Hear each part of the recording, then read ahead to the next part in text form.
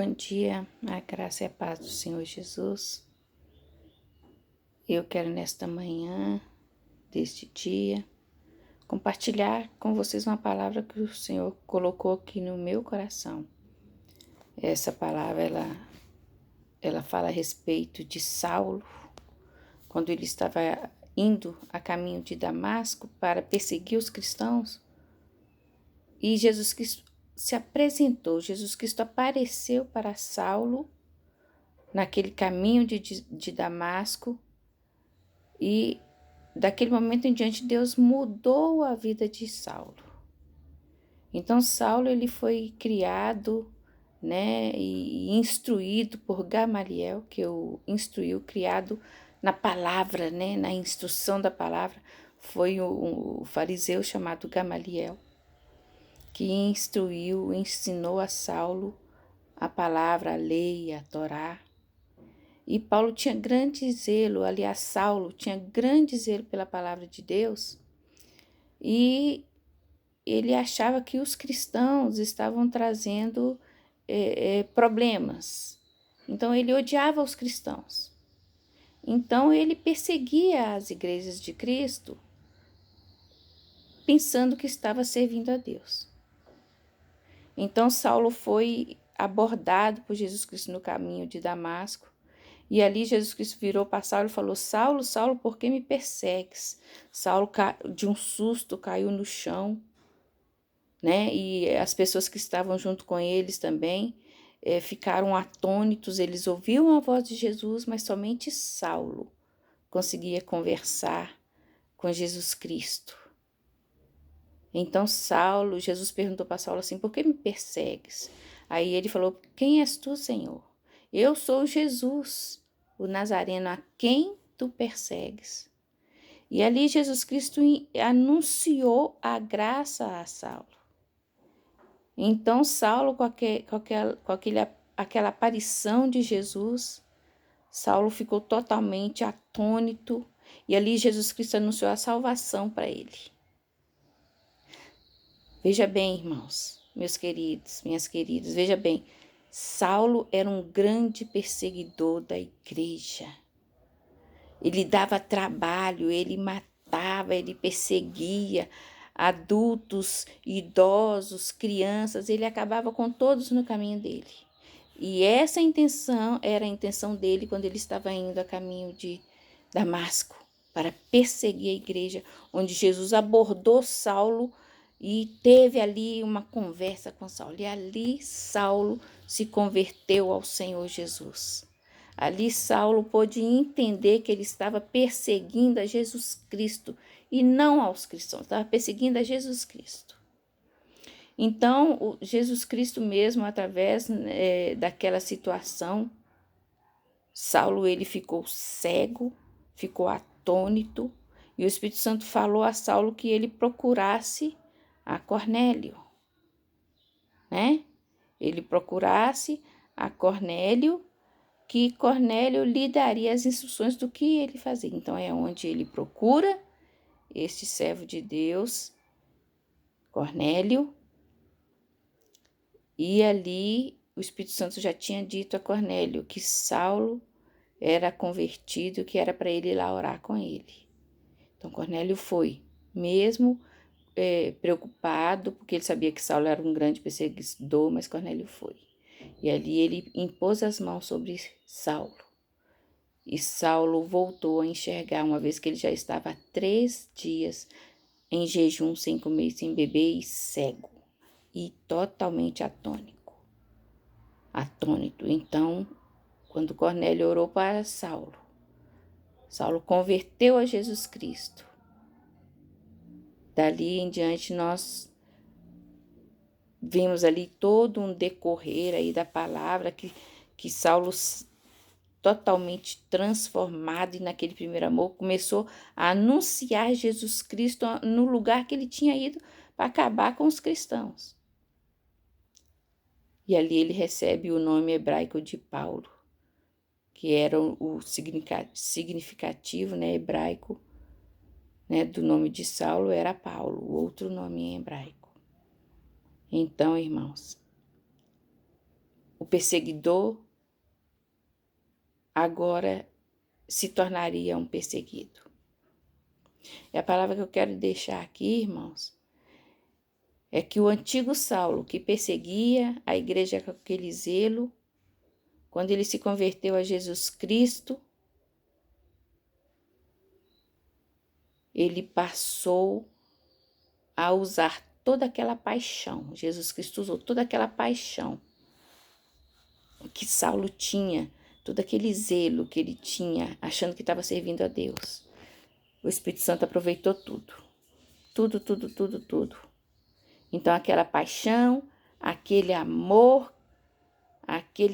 aquela dedicação que Saulo tinha, foi usado para o bem, foi usado para levar a salvação, foi usado para a reedificação da igreja.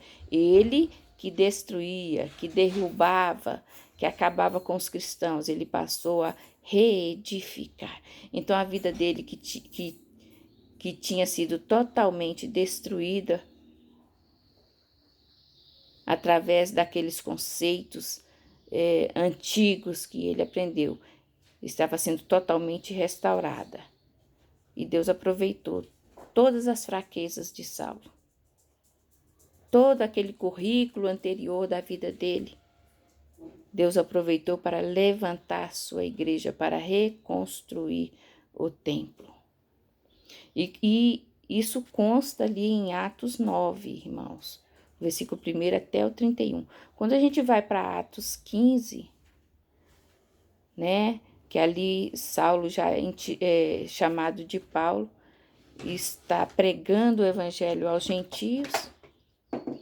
Então, quando nós chegamos ali mais à frente em Atos 14, Atos 13, 14, Atos 15, a gente vê que Paulo, ele, através da pregação, do testemunho dele, muitas pessoas se convertem ao evangelho de Jesus Cristo. E ali, Paulo, ele está anunciando a palavra, não é para os crentes, não. Ele está anunciando a palavra para os gentios, né? Os judeus não estavam nesse meio aí, não. Ele estava anunciando para os gentios. E os gentios, eles abraçaram aquela palavra.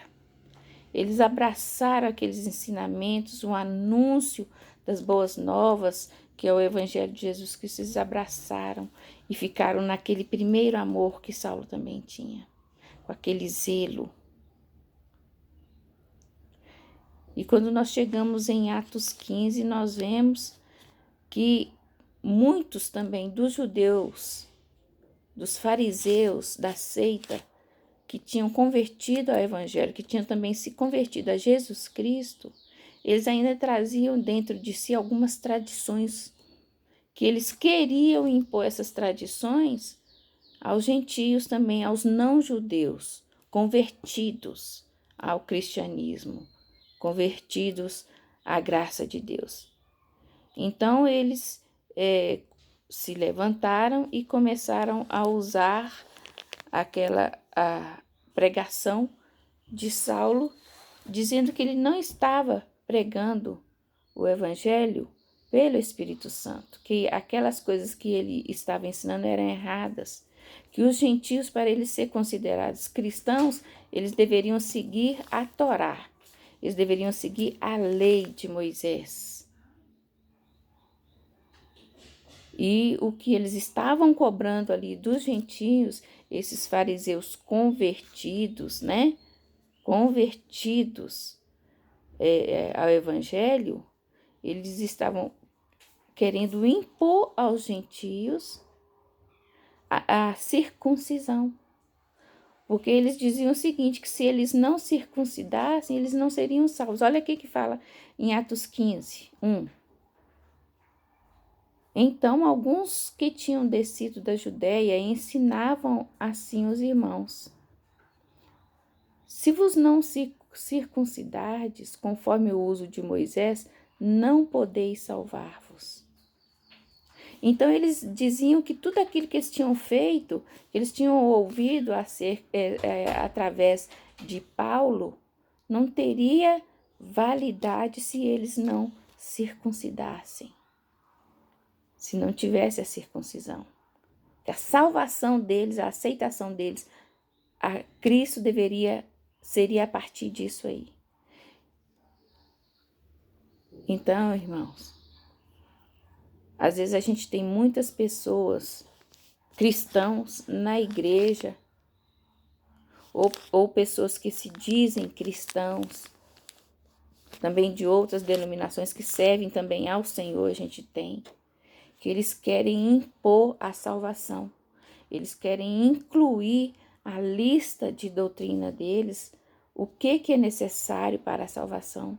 Eles querem trazer a lei. Eles querem trazer a lei e nós estamos na novidade da graça.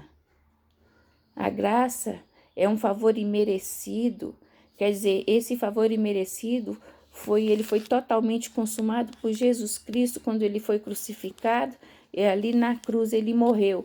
E ele, quando estava para expirar, ele olhou para o alto e falou: Pai, em ti entrego o meu espírito, está tudo consumado.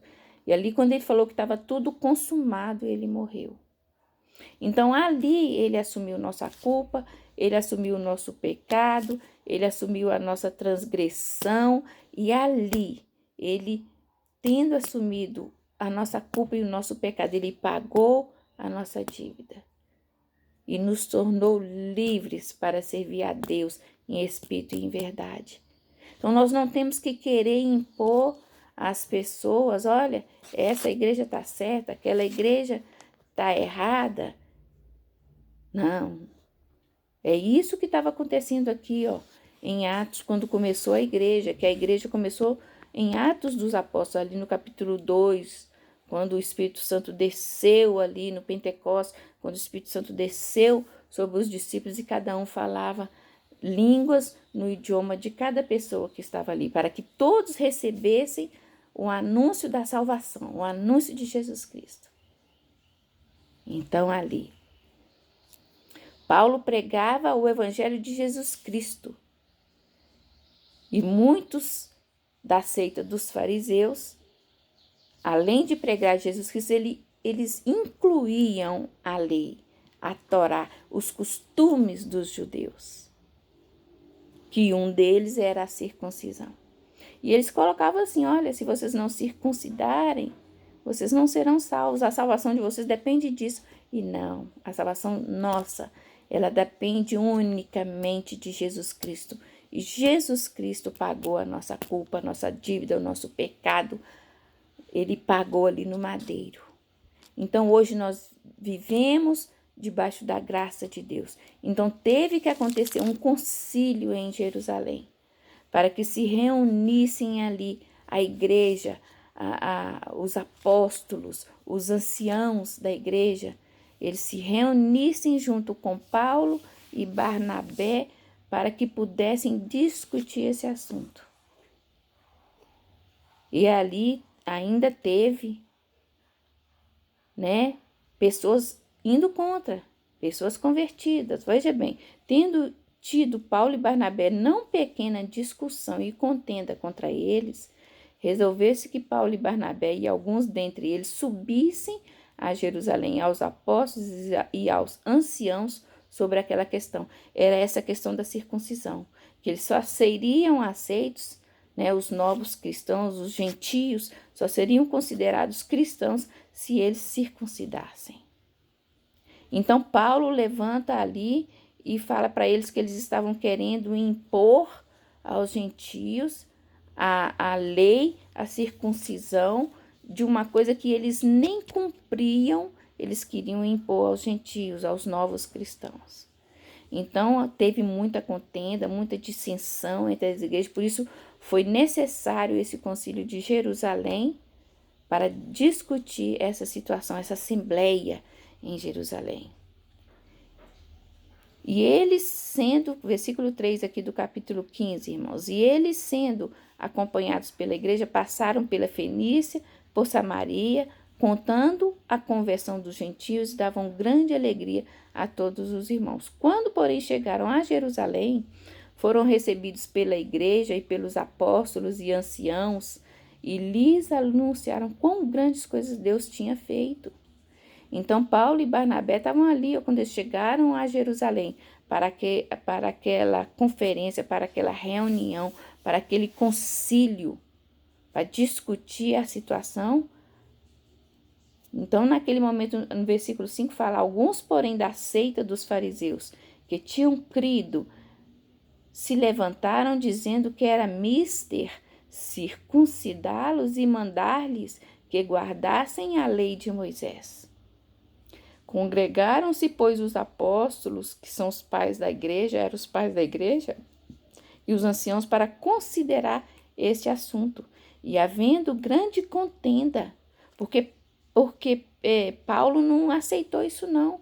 Porque Paulo, em capítulos anteriores, se vocês lerem em Atos, nos capítulos anteriores aqui, a 15 de Atos, vocês vão ver que Paulo confirma que ele recebeu o anúncio das boas novas da boca de Jesus Cristo. Ele teve um encontro com Jesus. Não foi nenhum judeu, não foi nenhum outro crente que falou para Paulo, não. Foi o próprio Jesus Cristo quem anunciou as boas novas a Paulo. Então, havendo grande contenda, levantou-se Pedro e disse-lhe: varões e irmãos, bem sabeis que já há muito tempo Deus me elegeu dentre vós para que os gentios ouvissem da minha boca a palavra do evangelho e crescem. Então Pedro levantou aqui e falou isso aqui para os irmãos. E Deus, que conhece os corações, lhes deu testemunho, dando-lhes o Espírito Santo, assim como também a nós. Então Pedro, defendendo também a questão de Paulo, né? Ele levantou e falou para os irmãos. Pedro era um dos pais da igreja.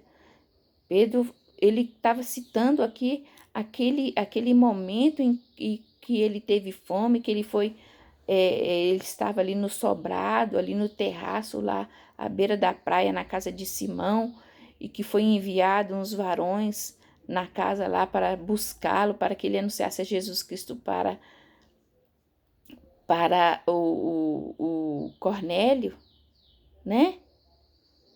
Então Pedro falou aqui: olha, Deus me mostrou, porque ele mostrou para mim que nada era comum e imundo. Então Pedro, ele estava trazendo a memória aqui, era essa situação aí, ó, que quando ele estava lá com fome no terraço, o Espírito Santo deu visão a Pedro, que desceu um grande lençol do céu, e nesse lençol tinham animais, vários, todos os tipos de animais.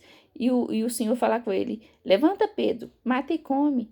E Pedro disse, por 3 vezes, Pedro disse ao Senhor, ao Espírito Santo: nunca entrou coisa comum ou imunda na minha boca. E por 3 vezes a voz falou para ele, o Espírito Santo falou para ele: Pedro, não tornes comum e imundo aquilo que eu purifiquei. Então, nesse momento que Pedro levanta-se aqui e fala para os irmãos, olha, ele está lembrando a eles disso, né? Que Deus, se Deus purificou, nós não podemos ir contra, não. Então, se na lei de Moisés tinha que os judeus tinham que circuncidar, eles teriam que circuncidar.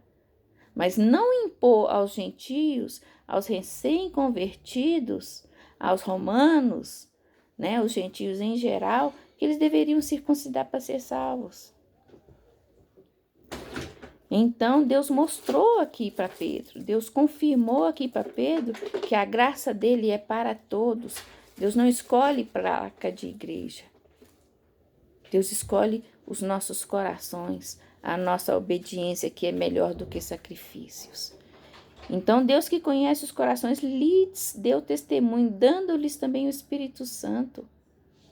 E não fez diferença alguma entre eles e nós, purificando o seu coração pela fé. Então, pela fé, os gentios creram em Jesus Cristo e receberam o Espírito Santo até mesmo antes de serem batizados na água. Agora, pois, por que tentais a Deus, pondo sobre a cerviz dos discípulos um jugo que nem nossos pais nem nós podemos suportar? Pedro trazendo a memória deles aqui, quer dizer que eles estavam cobrando uma coisa que nem eles conseguiam fazer aquilo. E ele continua: mas cremos que seremos salvos pela graça do Senhor Jesus Cristo, como eles também.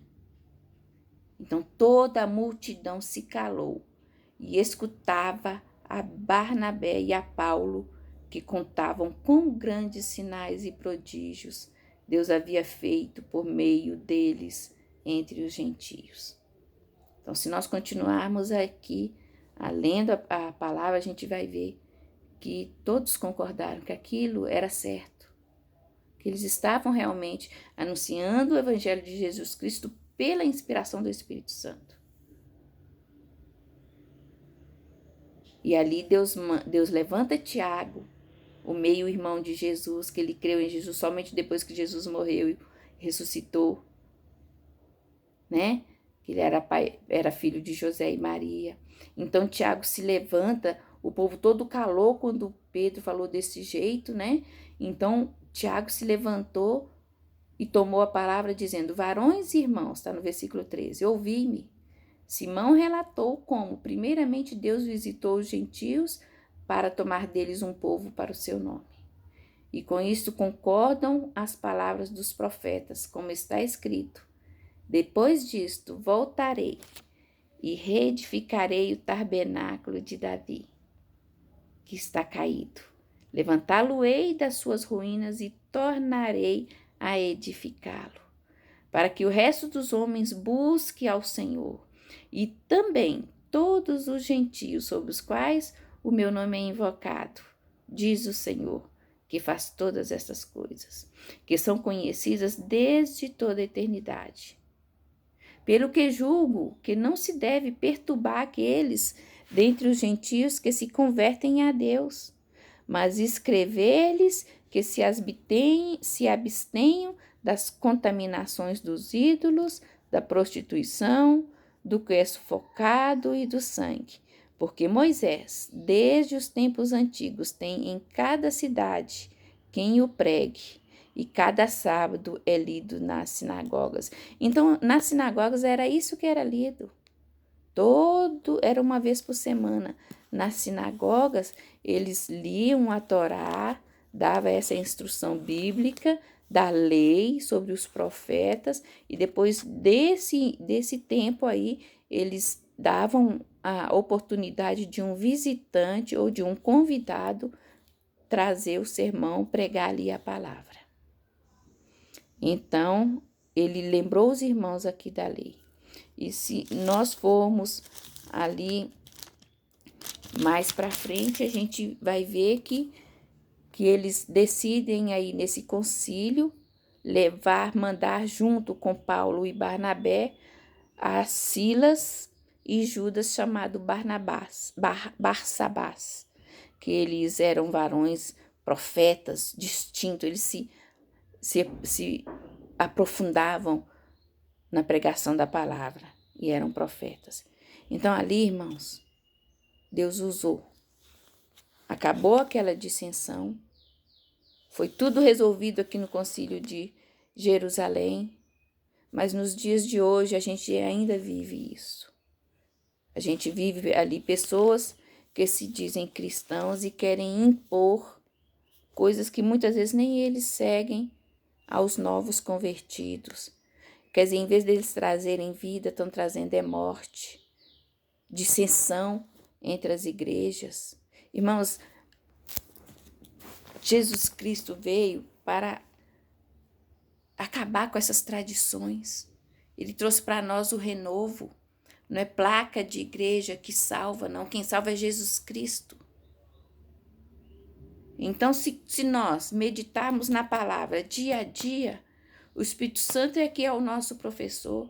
O Espírito Santo é que nos corrige, que nos ensina, que nos mostra o caminho, que nos convence do pecado, da justiça e do juízo de Deus sobre nós, sobre o povo, sobre o mundo. Então, a salvação está nessa igreja, a salvação está naquela. Não, a salvação, ela está em Jesus Cristo. A salvação está em Jesus Cristo, a graça de Deus. Então, nós não temos que fazer acepção de pessoas.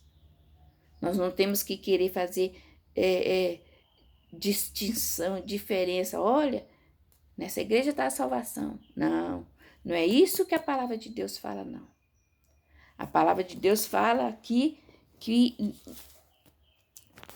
não há distinção, que nós devemos ensinar para eles a evitar a idolatria, a adulterar, a fornicar, a matar, a mentir, a bebedice, a glutonaria, a feitiçaria, a idolatria, o adultério. É isso que nos leva para o inferno.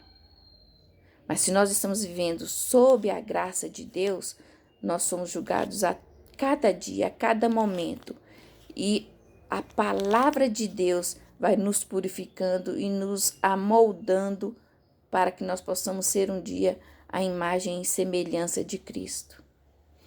Então, irmãos, a gente vê mais um pouco aqui que essa confusão aí aconteceu de uns irmãos que convertidos ao evangelho falar que Paulo não estava pregando, Paulo pregava mentira, que ele não tinha sido elegido por Deus, que aquilo que Paulo pregava estava errado porque ele não ensinava eles a cumprirem com a lei de Moisés, ou seja, a circuncisão. Então isso foi resolvido. E eles ensinaram o povo. Aí começou a primeira viagem missionária de Paulo, acompanhado de Barnabé. Eles começaram a viajar ali nas igrejas que Paulo já tinha passado antes. Eles voltaram lá para dar os ensinamentos, que eram os mandamentos, os 10 mandamentos.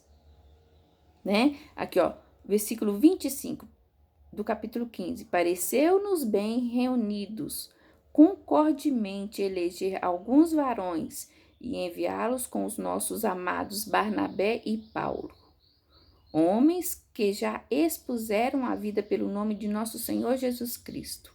Enviamos, portanto, Judas e Silas, os quais de boca vos anunciarão também o mesmo.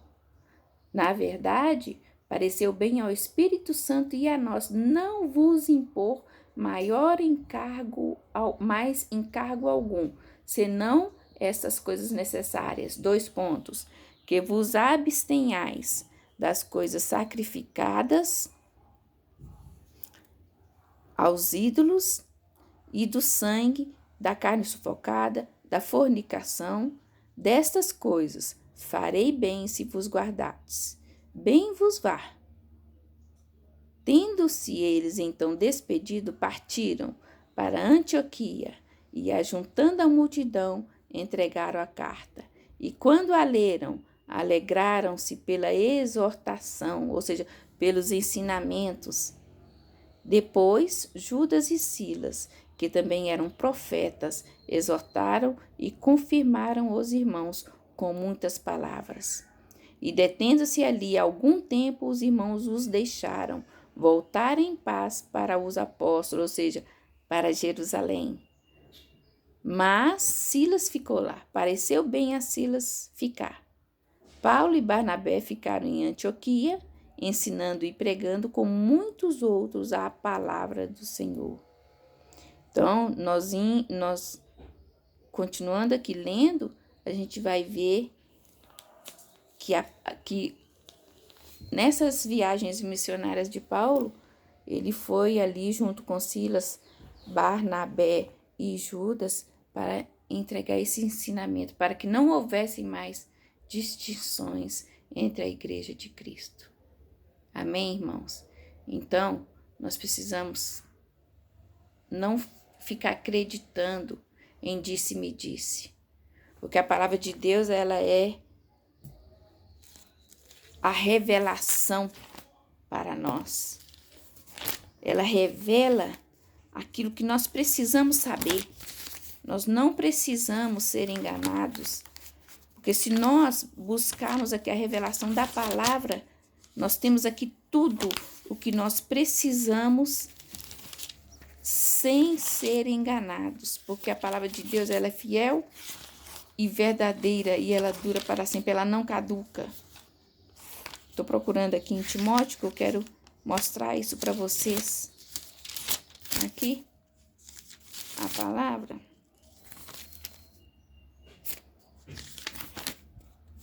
Timóteo, achei Timóteo aqui.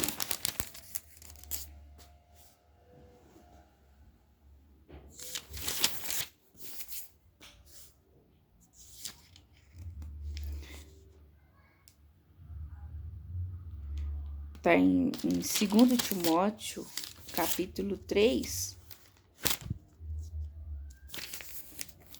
2 Timóteo, capítulo 3, versículo 16 e 17, que fala assim, olha, irmãos.